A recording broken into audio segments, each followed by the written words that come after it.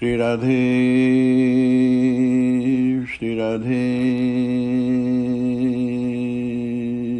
श्री राधे।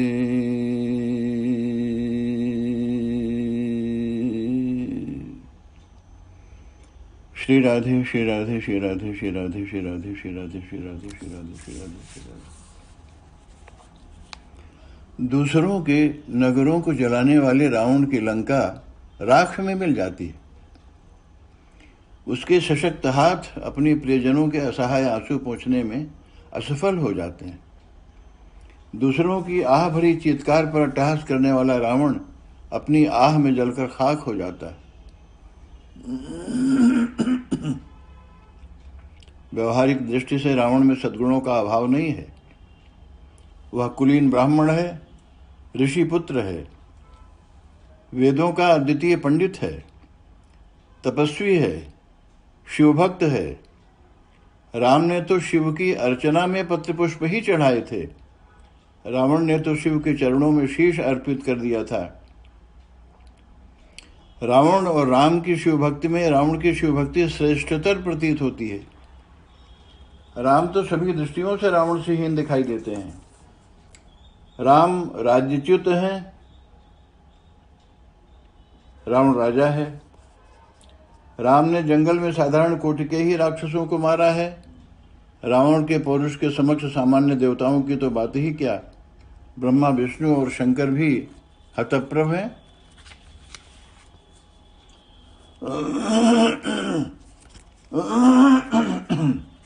परंतु कसौटी के क्षण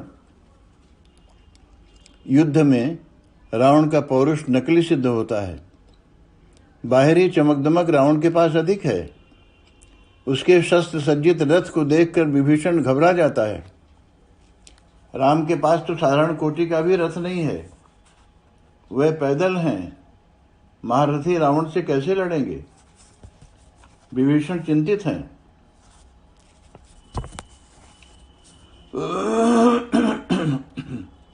स्वाभाविक भी है विभीषण की चिंता। युद्ध प्रारंभ में राम के दिव्यातिदिव्य शस्त्र अस्त्र असफल हो जाते हैं, परंतु राम की दृष्टि में विजय हेतु रथ का प्रदर्शन जरूरी नहीं। रावण प्रदर्शन में विश्वास करता है और राम वास्तविकता में।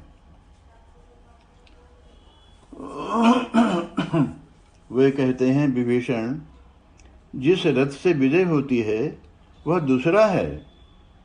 उसे जानने की नहीं, पहचानने की आवश्यकता है। अनुभव होता है उसका।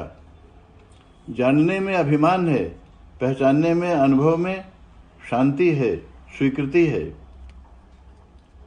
रावण के ज्ञान के पांडित्य और विज्ञान के प्रभाव ने लोगों की दृष्टि में राम को भी अतिक्रांत कर लिया है। राम अतिक्रांत भी हो जाते हैं रावण के समक्ष और विभीषण का सहारा मांगते हैं। विभीषण बताते हैं रावण कि रावण की नाभि में अमृत कुंड प्रतिष्ठित है। उसके भेदन के बिना रावण मारा नहीं जा सकता। विभीषण के निर्देश के अनुसार राम पहले रावण की नाभि में स्थित अमृत कुंड का भेदन करते हैं तो कहीं रावण मरता है। इस प्रकार रावण की प्रारंभिक विजय पराजय में बदल जाती। रावण क्यों हारता है?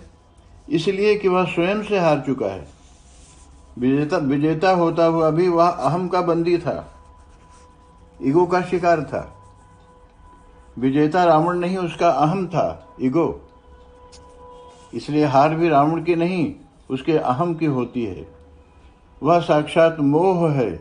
मोह का अंग काम है, अतः कामरूप मेघनाद रावण का पुत्र है।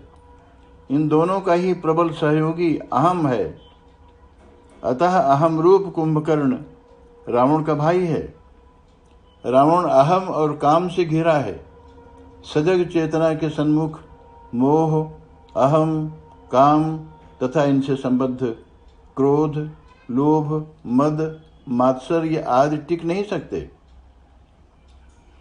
क्योंकि ये विधायक पॉजिटिव नहीं है। चेतना ही एकमात्र विधायक तत्व है। राम समष्टि चेतना के प्रतीक हैं। राम के समक्ष काम मरता है।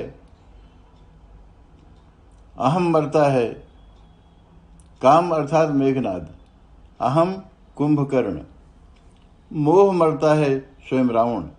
यही क्रम है। मोह की समाप्ति सर्वांत में होती है। सबसे पहले काम, सबसे पहले अहम, अहंकार, उसके बाद काम, मेघनाद, और अंत में मोह।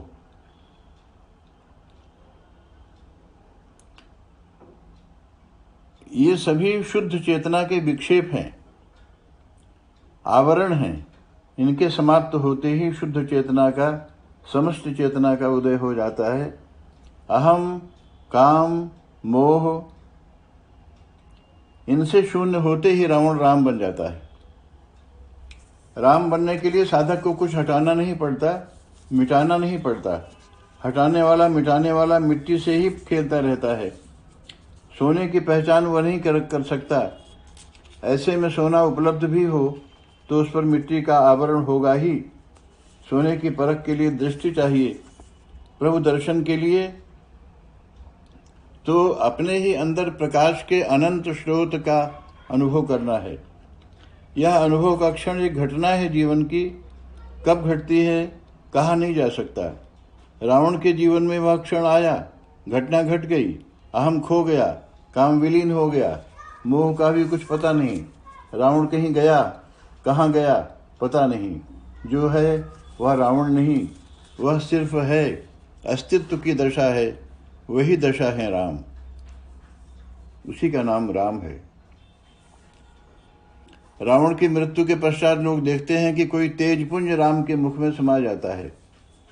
रावण राम का बन जाता है। राम बनने में बाधक है मोह का परिवार, अहम, काम आदि। इन्हें मिटाया नहीं जा सकता।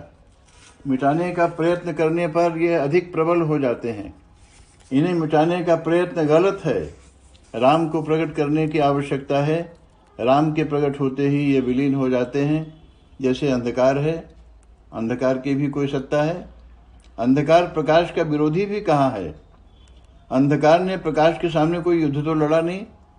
अंधकार कुछ है ही नहीं, वह केवल प्रकाश की अनुपस्थिति है। कहते हैं पिछले युग में कभी अंधेरे बहुत थक गए भागते भागते। उन्हें हर समय यही प्रतीत होता है कि सूर्य उनका पीछा कर रहा है।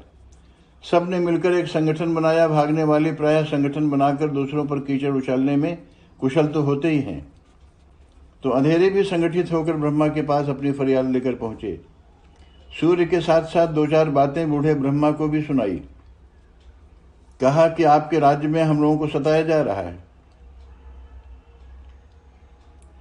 आपने सूर्य को हम लोगों के पीछे लगा दिया, वो हम लोगों को कहीं टिकने नहीं देता।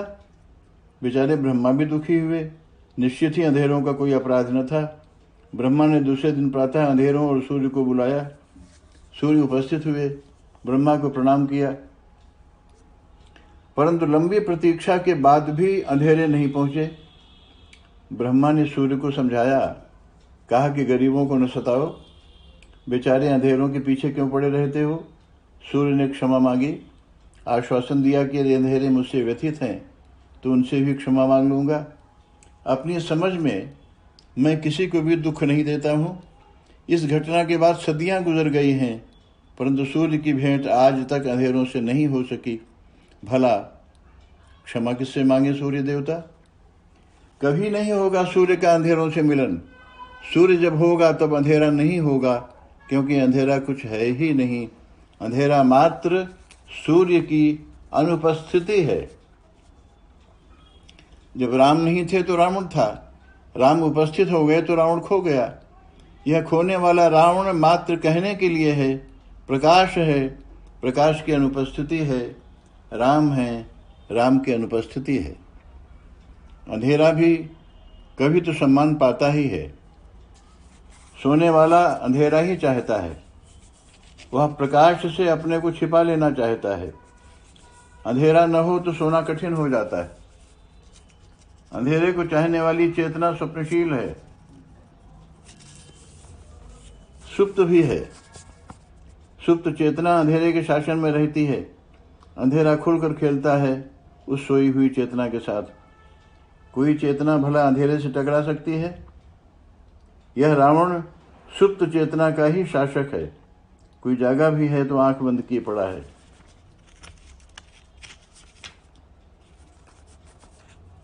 आंखें बंद हों तो अंधेरे की स्वीकृति स्वतः हो जाती। लंका की सुषुप्ति में हनुमान चेतना बनकर पहुंचते हैं। लंका जागती तो है परंतु ऊँघना बंद नहीं होता। पूर्ण जागरण के बिना प्रकाश का अनुभव कैसे हो? प्रकाश का अनुभव न हो तो अंधेरे का आवरण स्वाभाविक है। सोया हुआ व्यक्ति अंधेरे का ही स्वागत करता है। इस प्रकार अंधेरे को सम्मान मिलता ही रहता है। ऐसा ही हुआ है रावण के राज्य में। किसी के भी हृदय में रावण के प्रति गहरे में कोई सम्मान का भाव नहीं है, परंतु कोई आंख ही नहीं खोलना चाहता। प्रकाश आए भी तो कैसे? रामदूत हनुमान के पराक्रम को सारी लंका देख चुकी है। सभी विकल हैं। किसी को भी राम विरोध में कल्याण नहीं दिखाई देता, पर समझाए कौन रावण को? किसी को भी रावण के समक्ष अपना मनोभाव प्रकट करने का साहस नहीं। रावण स्वयं भी डगमगा गया है, परंतु अपनी दुर्बलता वह प्रकट भी कैसे करे? उसके कान तो अपने पौरुष पराक्रम की गाथा सुनने को लालायित रहते हैं। इसी भावना से वह मंत्रिमंडल की बैठक बुलाता है। चाटुकारों को अवसर मिल जाता है उसकी वीरता के बखान करने का। चाटुकार प्रिय व्यक्ति ऐसे अवसर देता भी रहता है चाटुकारों को। रावण परामर्श मांगता है। क्या परामर्श देना है मंत्रिमंडल को, यह बात भी रावण से ही पूछनी पड़ती है। किसी में भी तो साहस नहीं है कि सच कह सके। एक बंदर के पराक्रम के समक्ष ही सारी लंका पराभूत हो चुकी है। कहीं बंदर का मालिक आ गया तो क्या होगा? प्रत्येक इस घटना से भयभीत है, परंतु किसी में साहस नहीं कि रावण के सामने अपनी बात कह सके। सब रावण के पौरुष का ही बखान करते हैं। रावण पुत्र प्रहस्त अपने पिता तथा मंत्रिमंडल दोनों की दुर्बलताओं को समझता है। वह अनुभव करता है कि पिता के भय के कारण ही ये मंत्रीगण अंतर विरोधी तथा आत्म प्रतिकूल आचरण कर रहे हैं। अतः वह सप्रमाण रावण तथा मंत्रीगणों को तथ्य से परिचित करा देना चाहता है। वह रावण को स्पष्ट बता देता है कि वह मंत्रिमंडल उचित परामर्श देने में असमर्थ है। किसी को भी साहस नहीं जो रावण की इच्छा के प्रतिकूल मुंह खोल सके। मंत्रिमंडल के जो लोग ये घोषणा करते नहीं अघाते कि नर कभी भालू आहार हमारा, उन पर तीखा प्रहार करते हुए प्रहस्त कहता है कि समुद्र लांघ कर एक बंदर आया तो था, क्या उसमें आप लोगों को भूख न थी? क्यों नहीं आप लोग उसे मारकर खा गए? लंका जलकर राख हो गई। बेशर्मी के साथ आप लोग यह सब कुछ सह गए।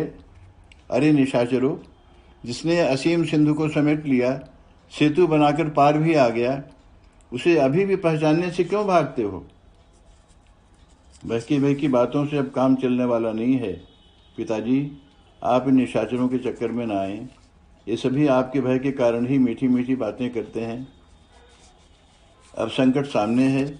मेरा मत है कि आप अपनी ओर से युद्ध न छेड़ें और तत्काल सीता को वापस कर दें। संधि का संदेश भेजें। यदि आपके ऐसा करने पर भी राम लक्ष्मण युद्ध के लिए आमादा हों तो हट कर युद्ध करें। प्रहस्त के इस सब परामर्श पर रावण क्रुद्ध हो जाता है। फलतः प्रहस्त भी रावण की सभा का परित्याग कर देता है। श्री राधे श्री राधे श्री राधे श्री राधे श्री राधे।